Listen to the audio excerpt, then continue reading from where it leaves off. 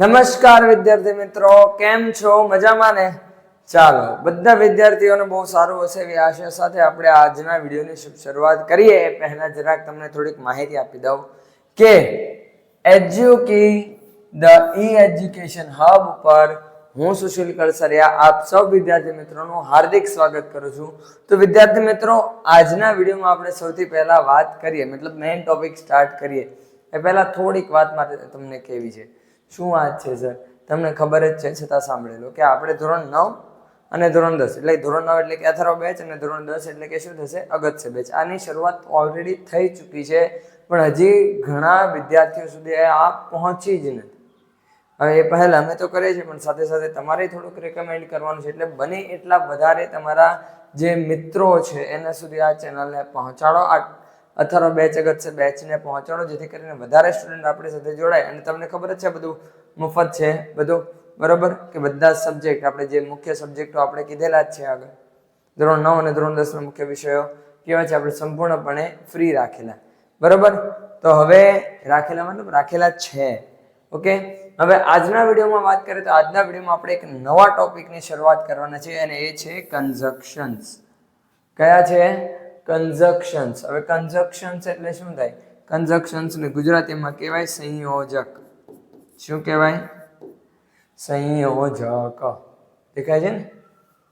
હા, દેખાય તો છે. ચાલો, સંયોજક. અને આ એનો પાર્ટ નંબર 1 છે. ઓકે, હવે આ પાર્ટ નંબર 1 છે, તો પાર્ટ નંબર 2 આપણે આની પછી આવશે, ડોન્ટ વરી. ઓકે, હવે સૌથી પહેલા પાર્ટ નંબર 1 ની અંદર આપણે શરૂઆત કરીએ. પહેલા આપણે કન્જક્શન કેટલા છે, શું આવે છે એની અંદર, આ બધું સમજતા પહેલા આપણે એ સમજવું પડશે કે કન્જક્શન કહેવાય કોને. જો તમને બેઝિક પોઈન્ટ જ નથી ખબર તો આપણે કોઈ પણ સંજોગે કન્જક્શનનું આપણે સોલ્યુશન લાવી શકવાના નથી. મતલબ તમને ગમે એટલું ઇઝીમાં ઇઝી આપી દે તો પણ તમને ખ્યાલ નહીં આવે. ક્યારે? જો તમને કન્જક્શન એટલે શું ખબર નથી તો. અને આપણે એ જાણવું સૌથી પહેલા જરૂરી છે ને. તો ચાલો સમજીએ. પહેલો ક્વેશ્ચન છે, વોટ ઇઝ કન્જક્શન? કે કન્જક્શન છે શું, બરોબર? કે કન્જક્શન કહેવાય કોને? હવે કન્જક્શન કહેવાય કોને? તો જો અહીંયા મેં 2 પોઈન્ટમાં લખેલું, જે શબ્દ 2 કે તેથી વધુ શબ્દો કે વાક્યોને જોડવા માટે વપરાય છે તેને સંયોજક અથવા સમુચ્ચયબોધક કન્જક્શન કહે છે, બરાબર? મતલબ 2 અલગ અલગ શબ્દ કે જે બંનેનું અલગ પોતાનું અસ્તિત્વ છે, પોતાનો અર્થ ધરાવે છે, એ 2 શબ્દો હોય કે પછી 2 અલગ અલગ વાક્યો હોય કે જે બંનેનો પોતાનો અર્થ છે, બરાબર, ને પોતે ઇન્ડિપેન્ડન્ટ છે. હવે આવા જે વાક્યો અથવા શબ્દો છે એને મારે જ્યારે જોડીને એક અર્થપૂર્ણ વાક્ય એક અથવા તો એક અર્થપૂર્ણ શબ્દ તરીકે બનાવવો હોય, ઉપયોગ કરવો હોય, તો મારે શેનો ઉપયોગ કરવો પડે? વચ્ચે કડી તરીકે કોઈ વસ્તુ જોઈએ. મારે 2 અલગ અલગ, માની લો 2 અલગ અલગ ચાવીને મારે જોડવી છે, બરાબર, એક સાથે કનેક્ટ કરવી છે, તો મારે કનેક્ટ કરવા માટે શેની જરૂર પડશે? એક કનેક્ટર, મતલબ કે એક કડીની. હવે આ એક વસ્તુ ધ્યાન સાંભળી લેજો કે કન્જક્શનને કનેક્ટર્સ તરીકે પણ ઓળખાય છે. શું ઓળખાય? બરાબર, કનેક્ટર્સ તરીકે પણ ઓળખાય છે, બરાબર. હવે કે એ ચાવીરૂપ શબ્દ કે જેની મદદથી 2 અલગ અલગ વાક્યો એક અર્થમાં એક સંપૂર્ણ અર્થપૂર્ણ વાક્ય બનાવવાનું કામ કરે, અને એ બંનેને જોડવા માટે જે આપણે કડી વાપરીએ છીએ કયું છે? કન્જક્શન, જેને આપણે ગુજરાતીમાં સંયોજક કહીએ છીએ. હવે કન્જક્શન એટલે કે સંયોજક 2 કે તેથી વધારે વાક્યોને, કર્તાને, ક્રિયાપદને, વિશેષણોને, ક્રિયા વિશેષણોને, ઉપવાક્યોને, શબ્દ સમૂહને જોડવાનું કામ કરે. બધું આવ્યું. આ બધાને જોડવા માટે એક સાથે મારે જોડવા હોય ને તો મારે શેનો ઉપયોગ કરવો પડે? તો કે સર શેનો ઉપયોગ કરવો પડે? હમણાં તમે કીધું કન્જક્શનનો, એટલે કે સંયોજકનો. ચાલો હવે સમજીએ સંયોજક એટલે કે આપણા કન્જક્શન કેટલા પ્રકારના છે. તો અહીં કીધેલું છે ને, સંયોજકના મુખ્ય રીતે 3 પ્રકાર છે. કેટલા? 3 પ્રકાર છે. જો 3 એ 3 અહીંયા કીધા. એક છે કોઓર્ડિનેટિંગ કન્જક્શન, બીજું છે સબઓર્ડિનેટિંગ કન્જક્શન, અને ત્રીજું છે કોરિલેટિવ કન્જક્શન. કોરિલેટિવ મતલબ એકબીજા સાથે કનેક્ટેડ હોય, એકબીજા વગર પોતાનું અસ્તિત્વ ધરાવતા નથી. હું તમને એક એક્ઝામ્પલ આપી દઉં, આઈધર ઓર વગર આઈધર ના ચાલે, કઈ કામનું નહીં, બરાબર. જો કે ઉપયોગ કરે છે આપણે ઘણી જગ્યાએ, તમે વાંચ્યું હશે. ઓકે, પહેલું છે કોઓર્ડિનેટિંગ કન્જક્શન કહેવાય કોને? હવે એના માટે છે ને કોઓર્ડિનેટિંગ કન્જક્શન કયા કયા છે ને એના માટે તમારે આ શબ્દ યાદ રાખવાનો. પેલો વચ્ચે ટ્રેન્ડ ચાલ્યો હતો, હજી કદાચ છે, બરાબર, ધી બોયઝ. ઇન્સ્ટાગ્રામ પર, ચાલો ને, ઇન્સ્ટા, ફેસબુક, પછી યુટ્યુબ ને બધી જ જગ્યાએ. હવે આ ધી બોયઝની જગ્યાએ છે ને આપણે શેનો ઉપયોગ કરવાનો છે ખબર? અહીંયા તમારે આ કયા કયા કન્જક્શનનો કોઓર્ડિનેટિંગમાં સમાય છે? ફેન બોયઝ છે ને, ફેન બોયઝ. આ ફેન બોયઝ વર્ડ છે ને એ તમારી ચાવી છે કે કોઓર્ડિનેટિંગ કન્જક્શનમાં કોનો સમાવેશ થાય છે. જો અહીંયા આપણને પહેલા એ સમજો કે કોઓર્ડિનેટિંગ કન્જક્શન કહેવાય કોને? તો આ સંયોજકોનો ઉપયોગ બે સમાન શ્રેણીના શબ્દો, શબ્દ સમૂહો, વાક્યાંશો એટલે કે ક્લોઝોસ અને વાક્યોને જોડવા માટે થાય છે.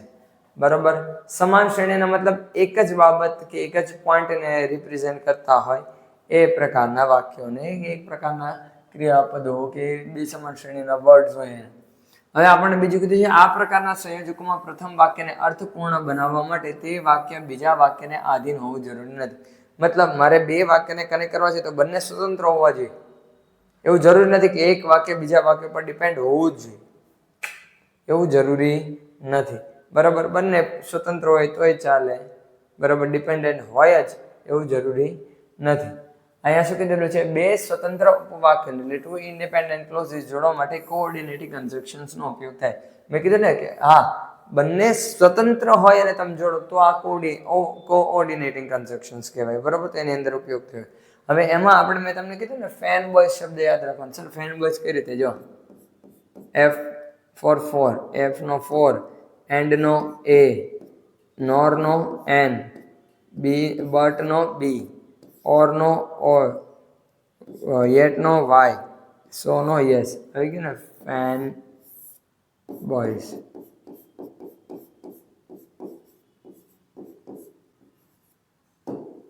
થયું? ઓકે, ચાલો આગળ વધીએ. Second type. તો સેકન્ડ ટાઈપ કયો છે? તે કોરિલેટિવ કન્જક્શન. કોરિલેટિવ મતલબ જે એકબીજા સાથે જોડાયેલા હોય.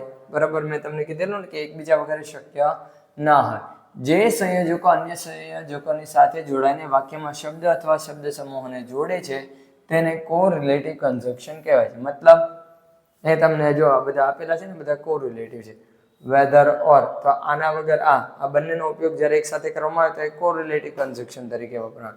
નોટ ઓનલી બટ ઓલ્સો, આ બંને એકબીજા સાથે હોય ને, કે એક વાક્યમાં ખાલી નોટ ઓનલીનો ઉપયોગ આપણે ન આવે, એની સાથે બટ ઓલ્સો લખવું જ પડે.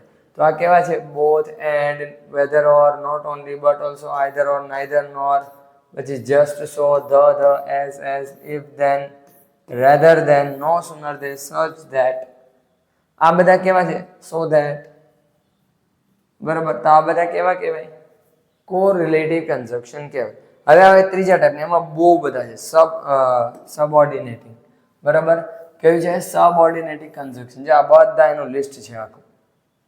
બરાબર? આટલા બધા સબઓર્ડિનેટિંગ કન્જક્શન છે. સબઓર્ડિનેટિંગ કન્જક્શન્સનો ઉપયોગ સ્વતંત્ર ઉપવાક્ય અને આશ્રિત અથવા નિર્ભર રહેતા વાક્યોમાં પ્રયોગ થાય છે. મતલબ એક વાક્ય ડિપેન્ડન્ટ હોય, મતલબ એ વાક્યના અર્થ માટે તમારે એને બીજા કોઈ સ્વતંત્ર વાક્ય સાથે શું કરવું પડે? જોડવું પડે. તો એ કેવું કહેવાય? એક વાક્ય સ્વતંત્ર, એક વાક્ય અસ્વતંત્ર. એ બંનેને જ્યારે જોડવાનો હોય ત્યારે સબઓર્ડિનેટિંગ કન્જક્શનનો ઉપયોગ થાય. બરાબર? આ સંયોજકોનો ઉપયોગ આશ્રિત વાક્ય એટલે કે સબઓર્ડિનેટ ક્લોઝ, ઇન્ડિપેન્ડન્ટ ક્લોઝ ને મુખ્ય વાક્ય એટલે કે પ્રિન્સિપલ ક્લોઝ સાથે જોડવા માટે થાય છે. ફોર એક્ઝામ્પલ હું તમને કહું તો આપણે માની લો હું એમ બોલું છું કે માની લો એમ કહું, બરાબર? એક જ મિનિટ. હા, કેવું કીધું છે કે આશ્રિત વાક્યને મુખ્ય વાક્ય સાથે જોડવા. હવે એમ કહું બહાર જવું છે. બરાબર? મારે બહાર જવું છે. તો આ વાક્ય કેવું છે? સ્વતંત્ર છે. બરાબર? તારી સાથે. આ વાક્ય કેવું છે? અસ્વતંત્ર. મતલબ આનો જો મારે કમ્પ્લીટ મિનિંગ જાણવો હોય તો મારે કોની સાથે કનેક્ટ કરવું પડે? મારે તારી સાથે બહાર જવું છે. આ વાક્ય કેવું બની ગયું? આખું કનેક્ટ થઈ ગયું. બરાબર? તો એવા ટાઈપના જે અલગ અલગ એક સ્વતંત્ર અને એક અસ્વતંત્ર વાક્યને જોડવાના હોય ત્યારે આપણે સબઓર્ડિનેટિંગ કન્જક્શન ઉપયોગ થાય છે. જેમ કે after, although, as if, as long as much as soon as far as though, by the time, in, as much as ને બીજા પણ ઘણા બધા. અહીંયા આખું લિસ્ટ આપણે આપેલું છે. બરાબર? પણ ડોન્ટ વરી, આપણે એટલા બધા કન્જક્શન ભણવાના નથી. સો રિલેક્સ. આ માત્ર તમારી એક નોર્મલ માહિતી માટે હતું. હવે આપણે જે કન્જક્શનનો આપણે ઉપયોગ કરીએ છીએ એક્ઝામમાં પૂછાય એમ છે એના વિશે વાત કરી લઈએ. એને હવે સમજવાની શરૂઆત કરીએ. એમાં પહેલું કન્જક્શન છે એન્ડ. એન્ડનો અર્થ થાય છે અને. શું થશે? અને. અને મતલબ આપણે બીજી કોઈ એક સાથે બીજી કોઈ વસ્તુને જ્યારે ઉમેરતા હોઈએ ને, બરાબર, બે વસ્તુનો ઉમેરવાનો ત્યારે આને વાપરે ગુજરાતીમાં. મારે અને તારે. થયું ને? મારે. આપણે ખુદનો તો સમાવેશ કર્યો, પણ એમાં આપણી સાથે બીજા એક મુખ્ય વ્યક્તિનો પણ સમાવેશ કરી લીધો. હવે અહીંયા સમજીએ ડિટેલમાં. ચાલો, શું કહે છે? કોઈ ઘટના બાદ થતી અન્ય ઘટનાને પ્રવૃત્તિનું વર્ણન કરવા એક વ્યક્તિની બે ક્રિયાઓ દર્શાવો. મતલબ એક જ કર્તા દ્વારા થતા બે કર્મ કે બે ક્રિયાઓને જ્યારે મારે કનેક્ટ કરવાની હોય ત્યારે મારે શેનો ઉપયોગ કરવો પડે? એનો ઉપયોગ કરવો પડે. જેમ કે Rahul is walking on the street, Kripal is walking on the street. તો રાહુલ એન્ડ કૃપાલ. જો કરતા બે છે, ક્રિયા એક છે. કે પછી આપણે એમ લઈએ Rahul is singing, Rahul is dancing. એક જ કરતા બે ક્રિયા, એવું ને? એક વ્યક્તિની બે ક્રિયાઓ. તો Rahul is singing and dancing. જો બે અલગ અલગ ક્રિયાઓ, કરતા એક છે, તો બંનેને જોડવા માટે મારે શેનો ઉપયોગ કરવાનો? આપણે એન્ડનો ઉપયોગ કરવાનો હોય છે. બીજું આવે છે કોઈ ઘટનાએ અન્ય ઘટનાનું પરિણામ હોય ત્યારે બે અલગ ઘટનાઓ દર્શાવો. મેં હમણાં જ કીધું Rahul is teaching, Kripal is teaching. બરાબર, વાક્ય બદલી. તો Rahul and Kripal is teaching. ક્રિયા એક છે, કરતા કેટલા છે? બે છે. બે અલગ અલગ ઘટનાઓ થઈ ગઈ. બરાબર. હવે શબ્દો અથવા શબ્દ સમૂહોને જોડવા માટે, એ તો આપણે અત્યારે એટલું બધું ડિટેલમાં તમારે એટલું બધું હાઈ લેવલનું આવશે નહીં. બરાબર. બે વિભિન્ન વિચાર કે અસંગત નિવેદનવાળા વિધાનોને જોડવા માટે, કોઈ ઘટના અને પરિણામનું વર્ણન કરવા માટે. કોઈ ઘટના અને પરિણામ મતલબ આપણે જો કોઈ ઘટના અને પરિણામનું વર્ણન કરવા માટે પણ જ્યારે એ બંનેને કનેક્ટ કરવાના હોય ત્યારે પણ એનનો ઉપયોગ થાય. બરાબર. જેમ કે જો મેં વાક્ય લખેલું છે આપણે, she took her breakfast, she went to the office. જો બ્રેકફાસ્ટ લીધો એ કેવું થયું? ક્રિયા થઈ. અને એનું પરિણામ શું થયું? એ વેન્ટ ટુ ઓફિસ, જતી રહી. બરાબર. આ બંને અલગ અલગ ક્રિયાઓ છે. મારે જ્યારે એને જોડવું છે ત્યારે શું થશે? she took her breakfast. હવે બંને એક જ વ્યક્તિની વાત થાય. જો કરતા કેવો છે? એક જ છે. ક્રિયા બે છે.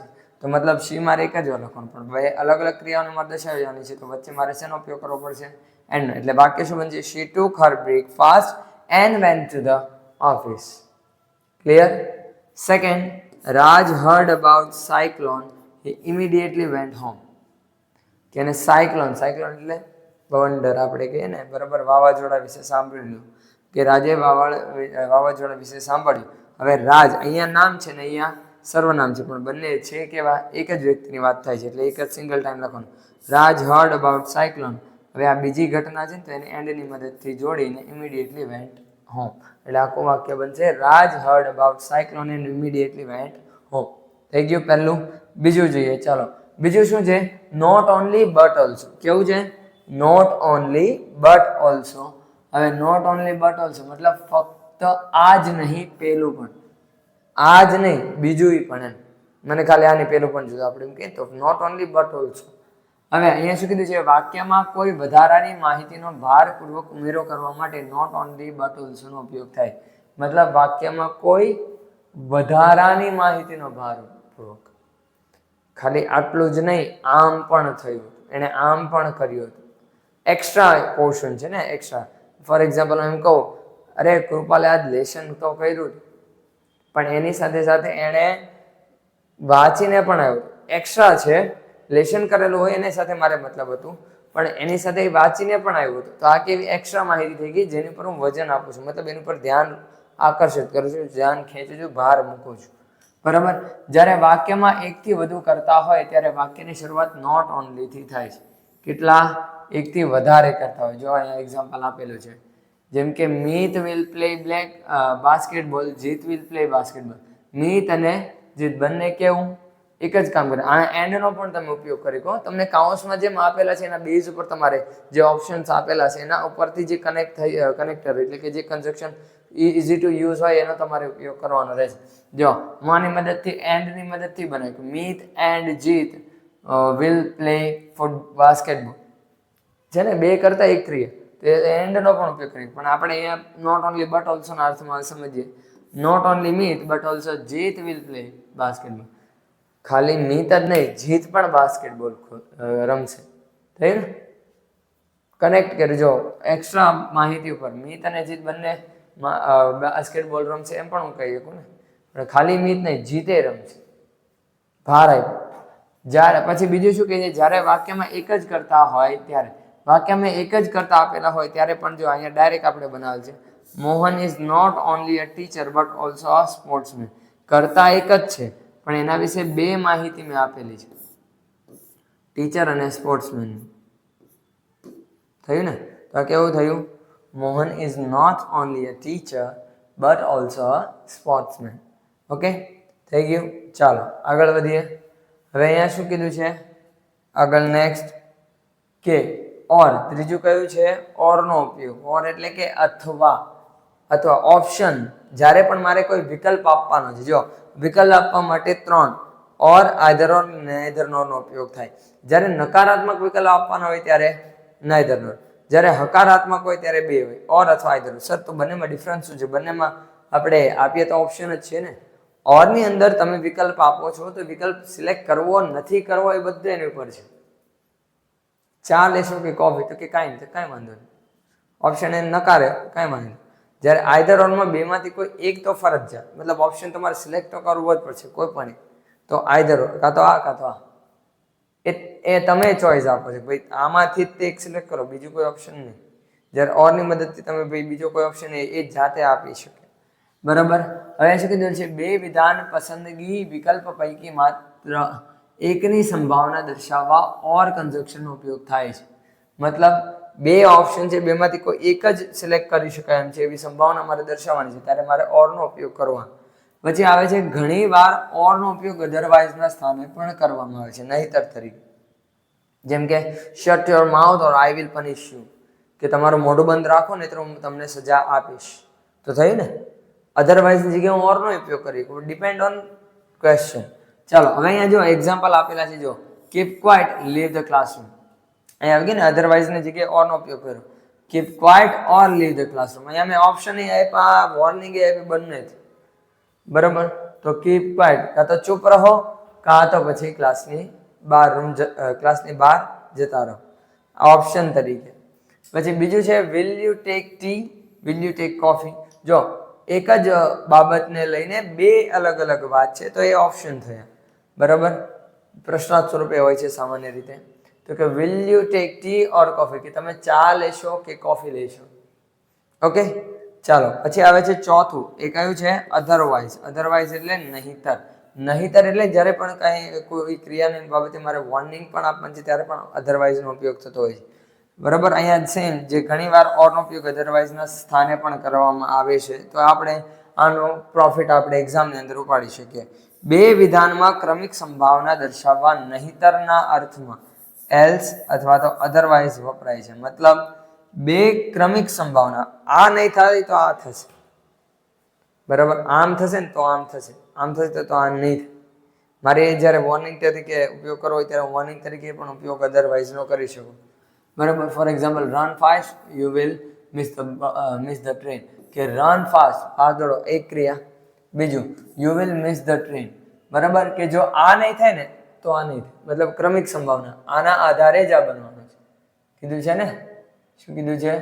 આના આધારે આ બનશે એવું મારે જ્યારે કહેવું છે કે ભાઈ આ થશે ને તો જ આ થશે, આ નહીં થાય તો આ નહીં થાય. નકારાત્મક રીતે મારે જ્યારે વિકલ્પ આપવાના હોય એક રીતે તમે પોઈન્ટથી કહી શકો ત્યારે મારે શેનો? અધરવાઇઝનો ઉપયોગ કરવાનો. જેમ કે રન ફાસ્ટ ઓર એલ્સ અથવા તો એલ્સ અથવા otherwise you will miss the train, કે ફટાફટ દોડો નહીતર તમારી ટ્રેન છૂટી જશે. નહીતર આપણે જો શું કહીએ છીએ? આમ નહીં થાય ને તો આમ પણ નહીં થાય. એકબીજાને કનેક્ટ કરીએ છીએ પણ કેવી રીતે? નકારાત્મક રીતે. બરાબર. પછી 5મો આવે છે આઈધર ઓર, જેનો અર્થ થાય છે 2માંથી એક. શું? આઈધર ઓર એટલે કે 2માંથી એક. મેં હમણાં જ કીધું ને, ઓર પછી આઈધર ઓરનો ઉપયોગ આપણે મેં કીધું કે બંને અલગ અલગ છે.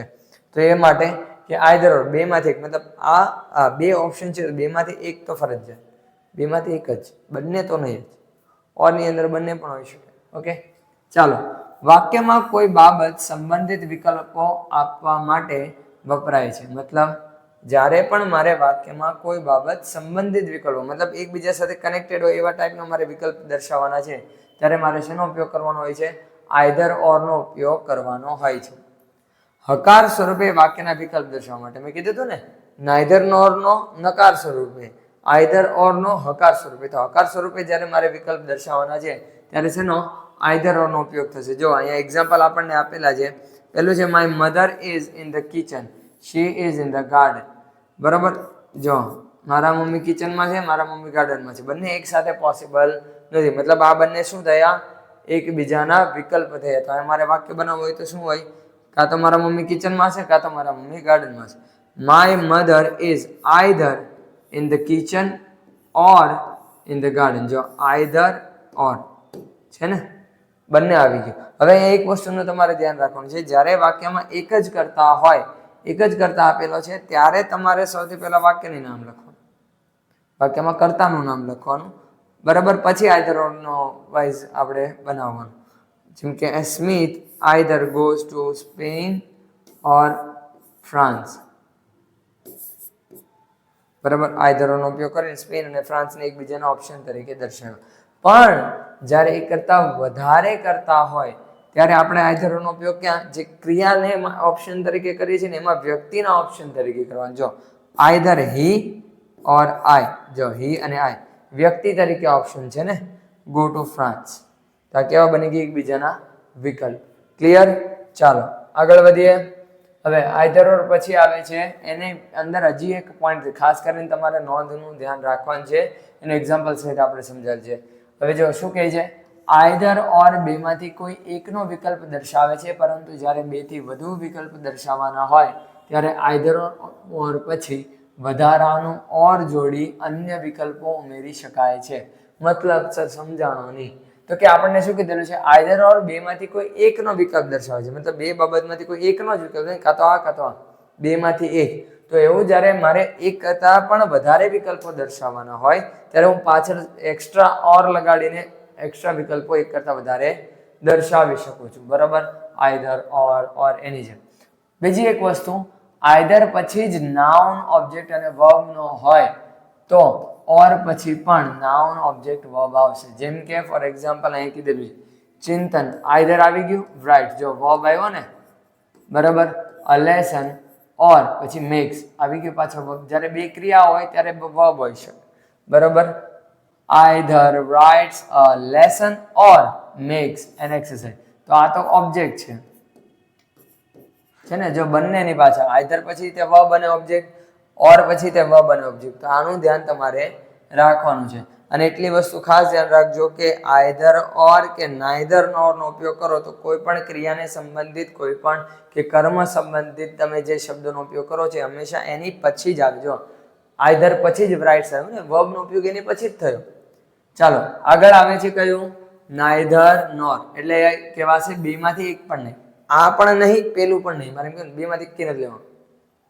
પપ્પા મને આ લેવું અથવા આ લેવું. તમે આઈધર ઓર નો ઓપ્શન આપ્યો, પપ્પાએ નાઈધર નોર નો ઓપ્શન આપ્યો. બરાબર, નાઈધર નોર સંભળાયું છે કે ઓપ્શન ને ફેસલો હોય. અમારા વચન હી હે શાસન. પપ્પા કે નહીં પણ એનો મિનિંગ એ જ થતો. પપ્પાએ કીધું નહીં, આ વસ્તુ નહીં, એટલે ત્યાં પછી સમજાવ્યું, પછી કાંઈ ન થાય. બરાબર, હજી મમ્મીને તમે, મમ્મી બોલી હોય, મમ્મીને તમે મને મમ્મી પ્લીઝ, મમ્મી જાઓ, મમ્મી આમ કરો, મમ્મી તેમ કરો, મમ્મી માની જાય. મમ્મીનું મન બહુ આમ કોમળ હોય એટલે. બરાબર, ચાલો નાઈધર ઓર નકારાત્મક મારે જ્યારે વિકલ્પ દર્શાવવાનો, વાક્યમાં કોઈ બાબત સંબંધિત વિકલ્પો આપવા માટે પણ કેવા સ્વરૂપે? નકાર સ્વરૂપે. જ્યારે પણ મારે બે નકારાત્મક વાક્યની અંદર રહેલી માહિતીનો એકબીજાના વિકલ્પ તરીકે દર્શાવવાના છે ત્યારે મારે શેનો ઉપયોગ કરવાનો હોય? નાઈધર નોર નો ઉપયોગ કરવાનો હોય છે. બરાબર, હવે અહીંયા ફોર એક્ઝામ્પલ આપણને શું કીધું છે? Kripa did not take tea, she did not take coffee. કે કૃપા ચા પણ નહીં લે, કોફી પણ નહીં. કે જો બંનેમાં નોટ છે, મતલબ કેવા વાક્ય છે?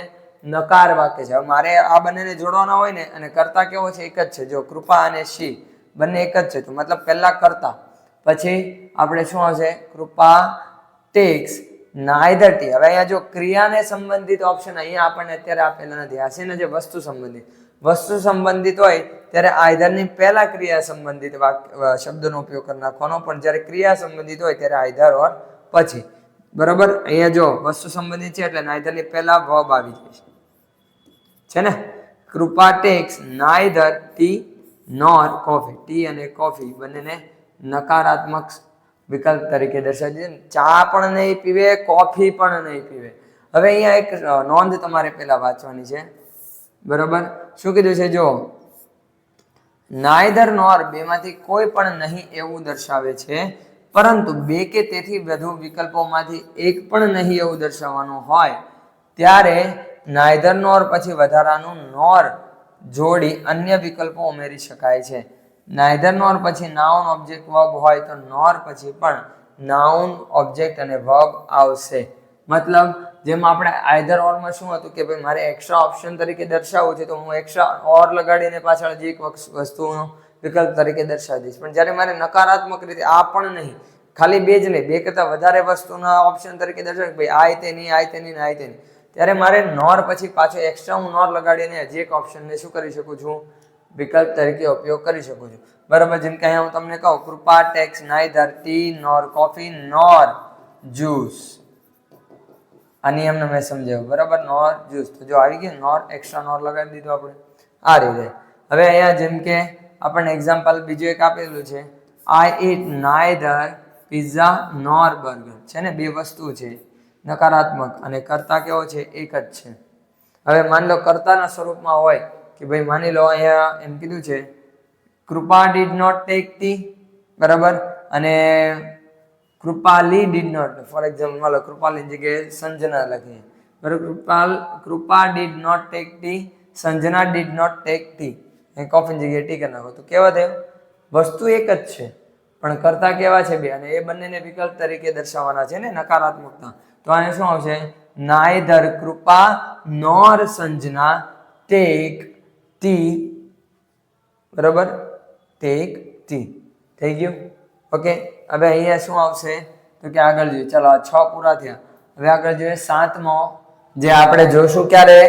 આવતા આપણા નેક્સ્ટ લેક્ચરની અંદર. કેમ સર? ટાઈમ તો તમે જો 28 મિનિટ થઈ ગઈ છે ને. બરાબર, 28 મિનિટ કે કેટલા મિનિટનો વિડીયો થઈ ગયો છે. જો પછી લેન્થ વધી જાય તમને કંટાળો આવશે. તો આપણે આ રાખીશું ક્યારે? નેક્સ્ટ વિડીયોમાં. ત્યાં સુધી enough for today and have a great day.